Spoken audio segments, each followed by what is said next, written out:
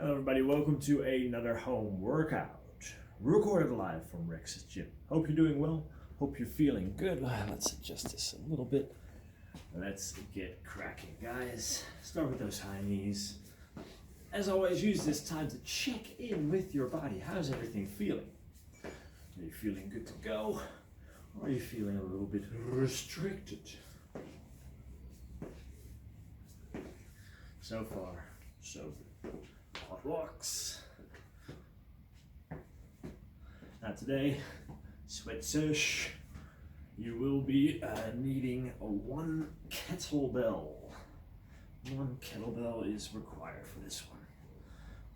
If you don't have one, just take a pick from any of the other cardio-based sessions that we've done over the last 4 or 5 weeks and just repeat that one.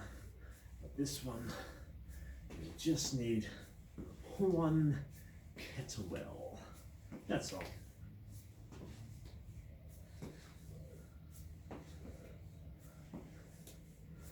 All right. The hinge.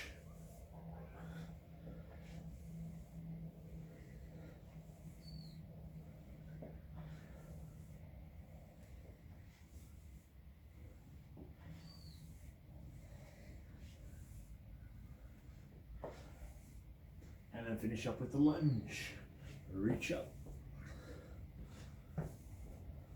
Make sure to keep those hips nice and level.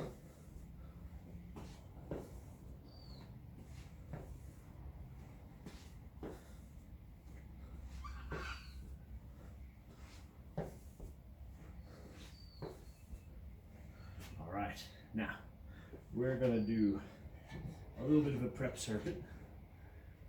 You need something to stabilize yourself on, hold on to, and you'll need that kettlebell. What we're going to do is airplanes, also known as tippy birds, and bottom up kettlebell rack walks. So the airplanes, what we're going to do is perform that single leg hinge that we just did in the warm up as well. Hold on here. We're going to get the hips from level to the ground to open all the way up and then close all the way up again. 5 on the one side and 5 on the other side. Now, one thing to try to keep in mind is to keep the body rigid as you do your turn. So we don't want the shoulder to start turning while the hip stays still. You want the body to move as one. There's a slight bend here. We're just using this to open and activate the muscles in the hip.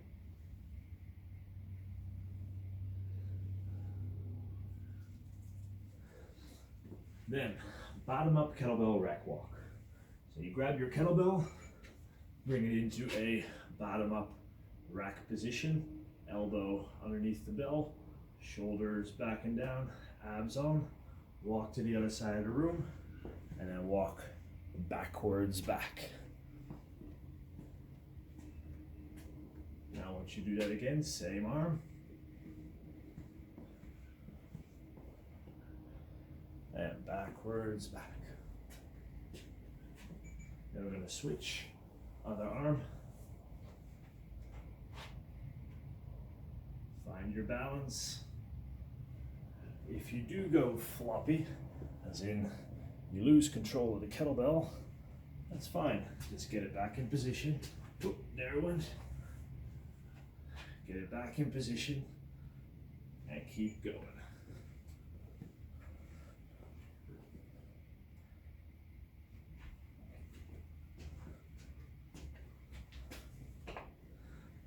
And then we go back into our airplanes.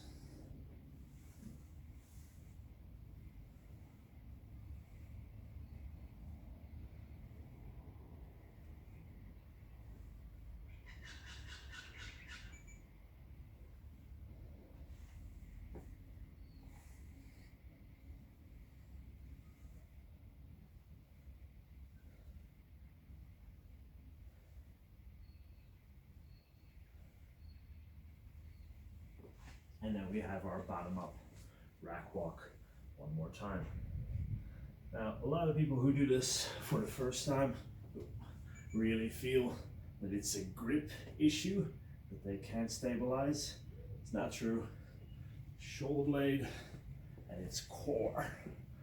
If you have your shoulder blade and your core under control, you don't even need that much grip. But if you're a little bit loose and not stable enough through the shoulder blade and the core, this becomes very, very hard, very, very quick. As always, be aware of any sort of right-left difference. I know my left is less stable, got a bit of an injury history on that side, and my right is much more dependable. All right, those 2 rounds, airplanes, 5 each side, and twice up and down the room for you in the bottom up rack walk. We have 3 circuits today that we're gonna do. Circuit is 5 minutes, and then we get 90 seconds rest. The first circuit is kettlebell swings, mountain climbers, and then straight leg sit-ups. Everything is 15. In regards of the mountain climbers, it's 15 each side. So you keep repeating that for 5 minutes. Then you get 90 seconds rest. Second circuit, the exercise change, they become harder and more technical. If you want to keep doing the first circuit for all 3 rounds, that's absolutely fine. In the third circuit, for instance, there's a kettlebell snatch where we go overhead. If you're not comfortable with doing that, that's absolutely fine.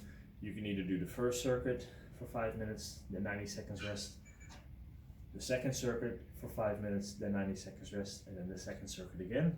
Or you can just do the first circuit, and the first circuit. Yeah? But I'm giving you the option to go for some harder exercises if you feel you can handle it.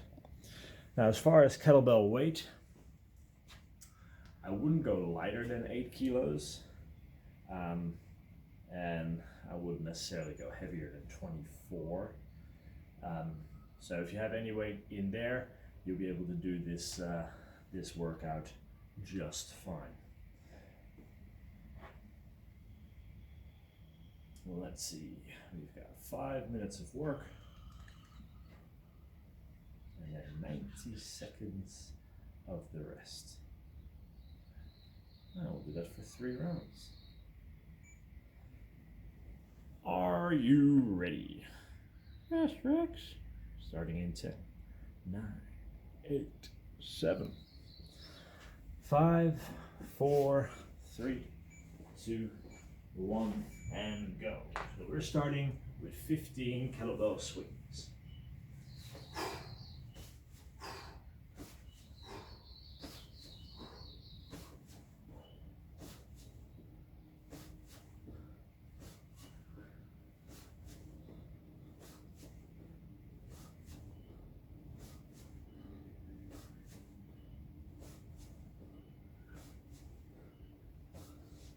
Go into mountain climbers, 15 each side.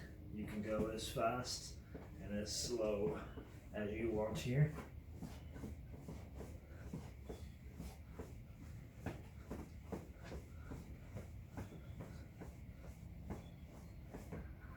Then we finish up with straight leg sit-ups, also for 15.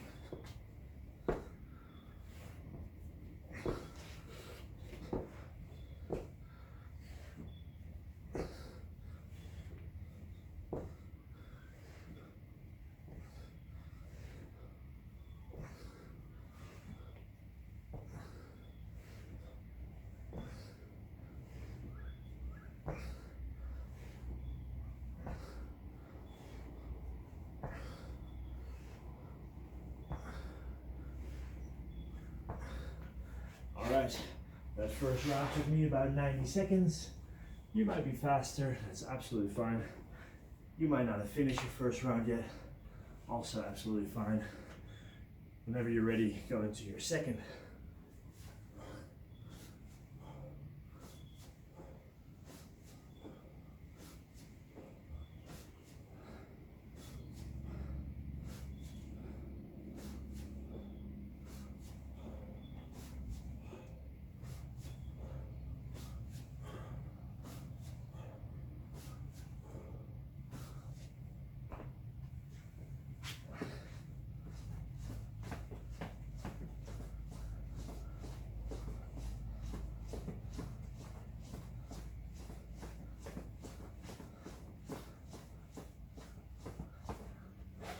One thing about those mountain climbers, they are first and foremost an ab exercise.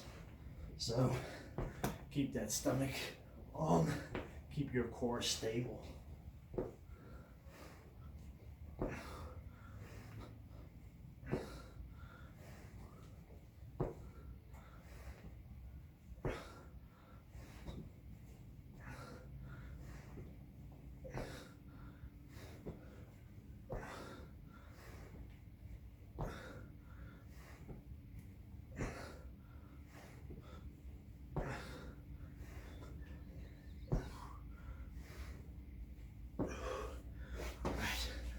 Just over 3 minutes, so I reckon definitely get another round in, maybe another round and some swings.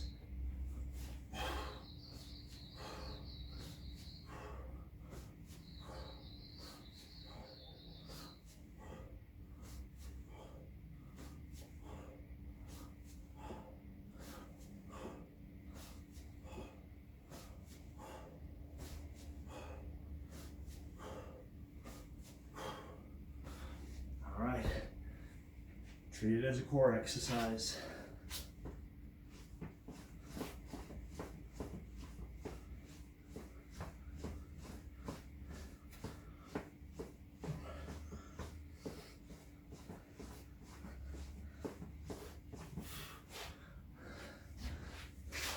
One minute to go, guys.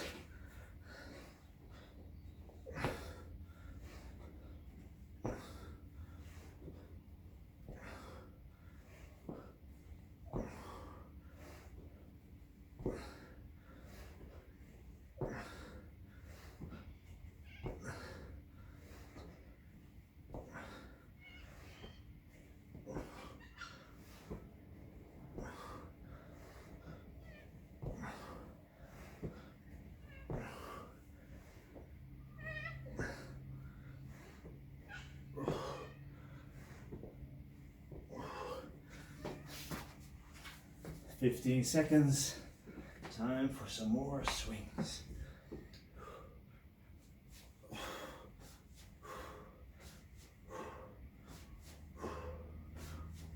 Three, two, one, and time. All right, so that was the first round. Now you got 90 seconds. I'm gonna use that 90 seconds, just hang out in a hip flexor stretch for a bit as I talk you through round number 2. So if you want to stay with that circuit, go for it.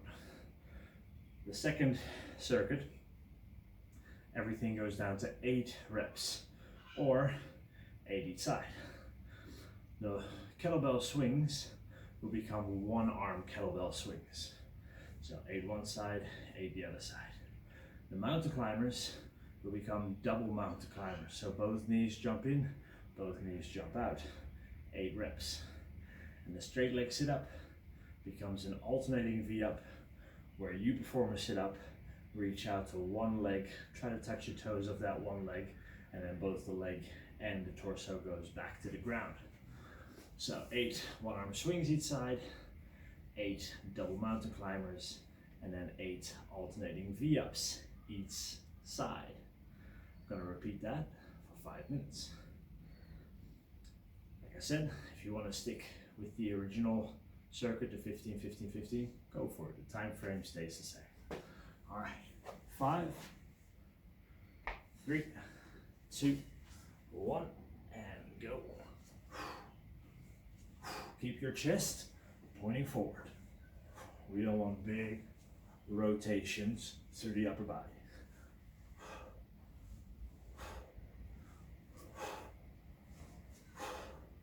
Let the hips do the work.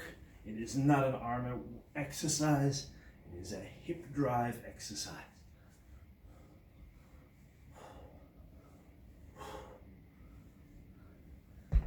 Now those double mountain climbers, we're just gonna jump in.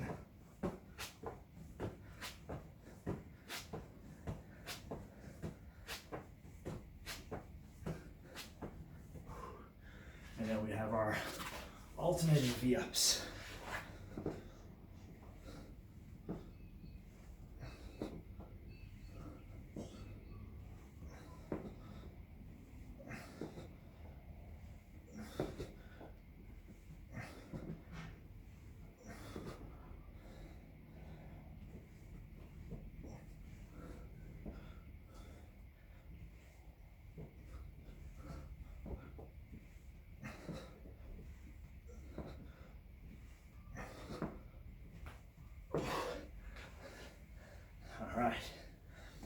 Similar sort of time frame for that first round, a little bit shorter. But like I said, on the one arm swings, try not to rotate. Try to keep your feet stable, chest forward and chest up.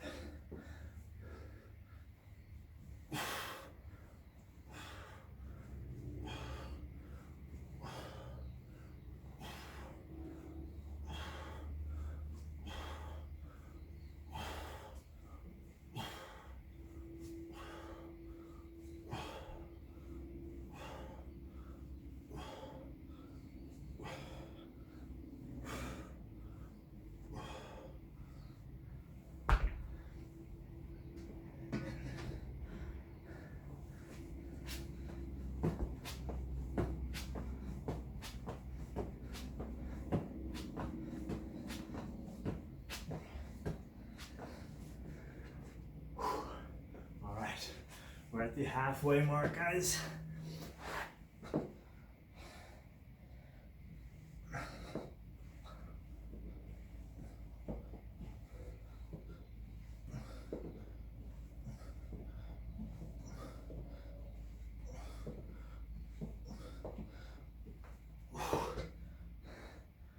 Whew. I can always feel these.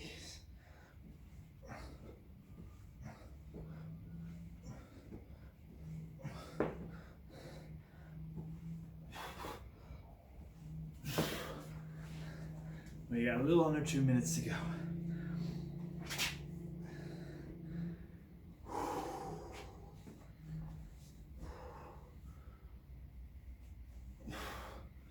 Hips, hips, hips.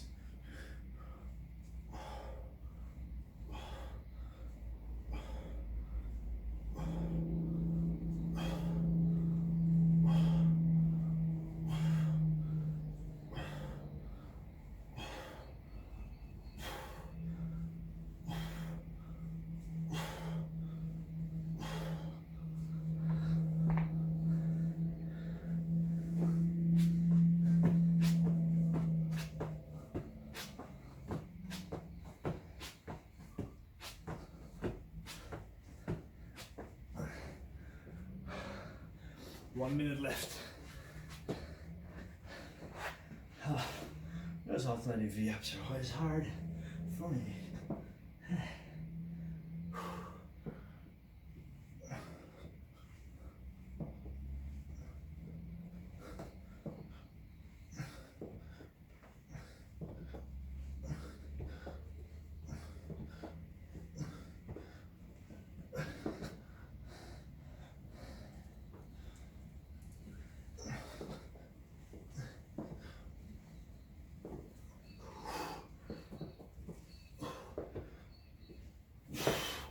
Whew. 20 seconds. Let's do a few more swings.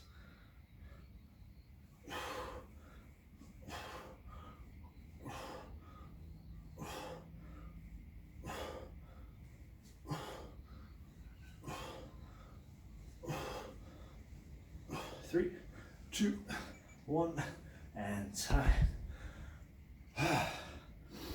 All right. I will be spending my rest in a Piriformis Stretch while I talk you through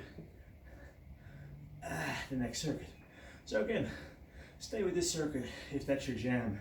Go back to the first circuit if you like that better.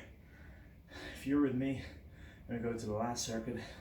It is kettlebell snatch each side, which means we do that swing. Instead of letting it go away, we keep it close and we lock it out. Kettlebell resting against the wrist at the top. 5 each side. Then 5 push-up to planks. So from a push-up position, get down into a plank position. Love you! That's just how we greet each other in the morning. And then, yeah, from that plank position back to the push-up position. Then we're gonna go for full V-ups, so both legs coming up at the same time. Quick demonstration of the snatch. Swing, keep it close, lock it out. We still have 8 seconds. Just gonna rotate you guys slightly so I don't hit the top of the ship. 3, 2, 1, and go.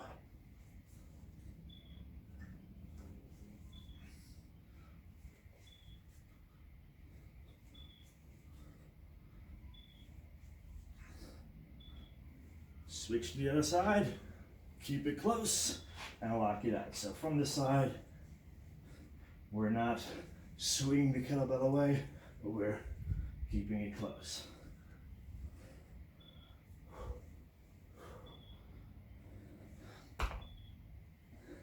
Push up the plank, core, core, core.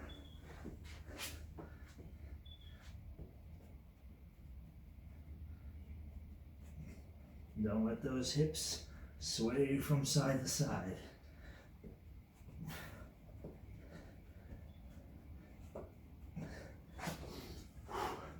And then we have the full V-ups. So both legs come up at the same time. Hands try to touch the feet.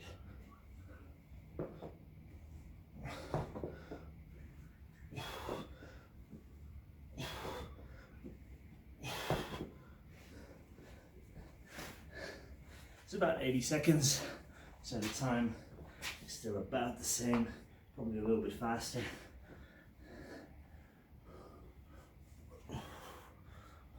Close and punch. Close and punch. Still a hip exercise, guys. Let the hips pop that weight up, not the arm.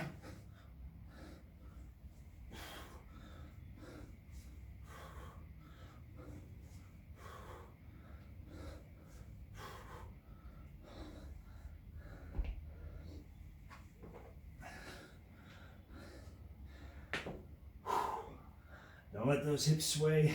Feet wider is easier.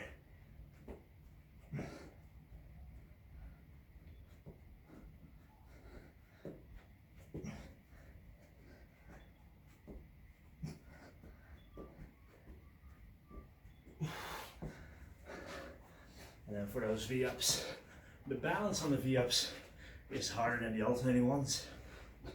Just think to lift your torso a split second before lifting your legs. It usually does wonders for the balance.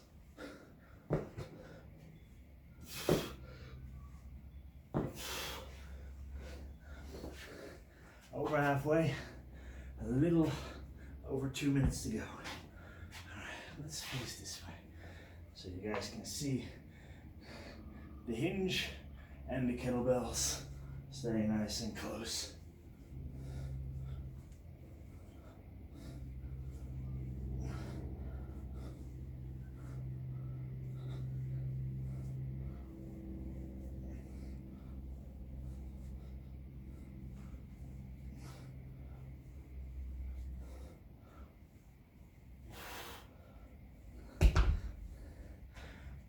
Push up the plank or plank to push up, it's up to you.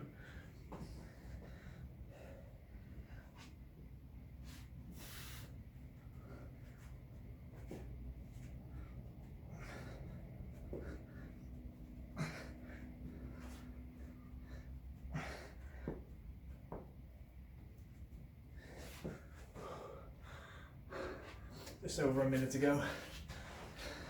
Doing great, guys. I've got my sweats going.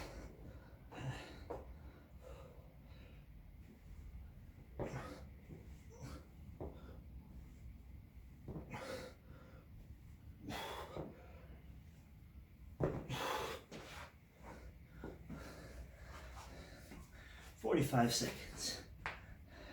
Let's just keep working for those 45 seconds.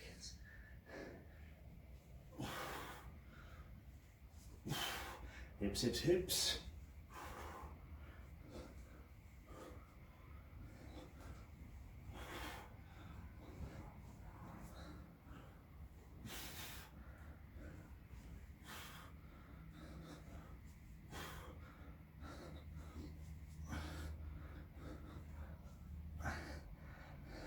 Last 10.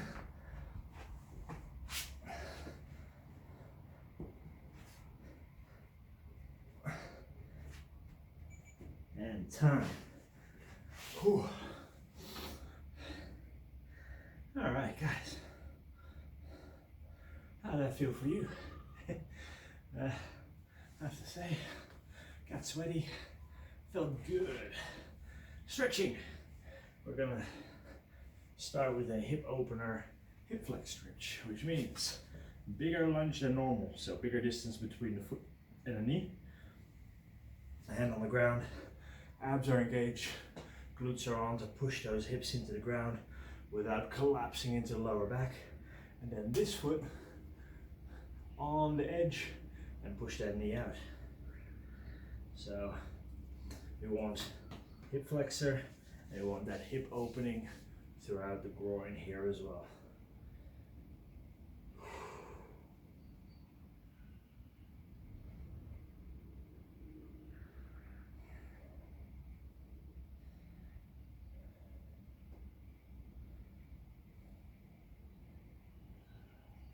And switch sides.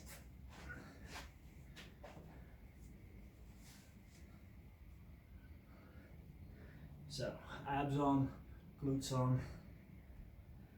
Push the hips down, let this one fall out, and just give it a little bit of encouragement with this hand.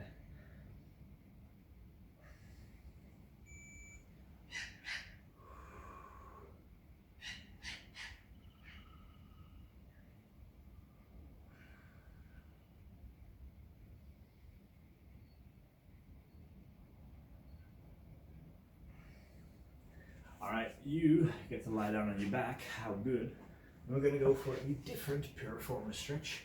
We did one in the session, but this one is just slightly different. Both knees pointing up. We're going to take our right ankle, put it on the left knee. We're going to reach through and grab that knee and just hang out here. So this is similar to that seated Piriformis stretch we did yesterday. Similar to that one that we did in the rest between round 2 and 3. And this is also similar to that pigeon stretch that we've done before. All go for the same area. And switch sides. So if you have a stretch like this, that you have like 5 different ways to do the stretch. There is no best way in general terms. There's only what feels best for you. So for me, probably this one and the pigeon that I can really feel the areas I'm trying to get it in. Might be different for you, and that's fine. All right, I want you to find a wall. And I rotate that a little bit. When you've got the wall, I'm going to put your forearm from elbow to the fingers against the wall, elbow at about shoulder height. I want you to be extra careful that that shoulder doesn't tilt forward, but you keep it back and down.